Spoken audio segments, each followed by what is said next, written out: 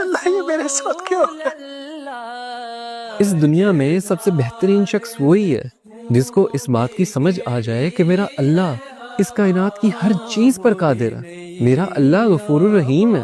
جس انسان کو یہ سمجھ آ گئی وہ انسان اس دنیا اور آخرت میں کامیاب ہے۔ ایک دفعہ آپ صلی اللہ علیہ وسلم کی محفل میں ایک بدو آ گیا۔ اس زمانے میں بدو ان لوگوں کو کہا جاتا تھا جو جاہل تھے۔ جب وہ شخص آپ صلی اللہ علیہ وسلم کی محفل میں آیا تو اس نے پوچھا کہ آپ صلی اللہ علیہ وسلم آخرت میں حساب کتاب کون کرے گا؟ تو آپ صلی اللہ علیہ وسلم نے فرمایا کہ آخرت میں تو حساب کتاب اللہ کریں گے۔ تو اس بدو نے دوبارہ پوچھا کہ اللہ کریں گے حساب کتاب؟ آپ صلی اللہ علیہ وسلم نے فرمایا ہاں اللہ کریں گے۔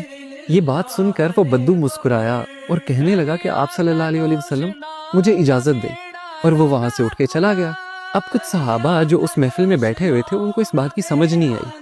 وہ اٹھے اور انہوں نے اس بدو کا پیچھا کیا اور اس سے جا کے پوچھا تم آپ صلی اللہ علیہ وسلم کی محفل میں آئے ہو، تم نے سوال کیا ہے کہ آخرت میں حساب کتاب کون کرے گا؟ آپ صلی اللہ علیہ وسلم نے تمہیں جواب دیا کہ اللہ کریں گے، تم مسکرا کے اٹھ کے کیوں آ گئے ہو؟ تو اس بدو نے مسکراہٹ سے کہا کہ اگر اللہ تعالیٰ نے آخرت میں حساب کتاب کرنا ہے تو اللہ تعالیٰ تو بڑا غفور الرحیم ہے، وہ تو مجھ سے میری ماں سے زیادہ پیار کرتا ہے۔ کیا میری ماں مجھے جہنم کی آگ میں جلا سکتی ہے؟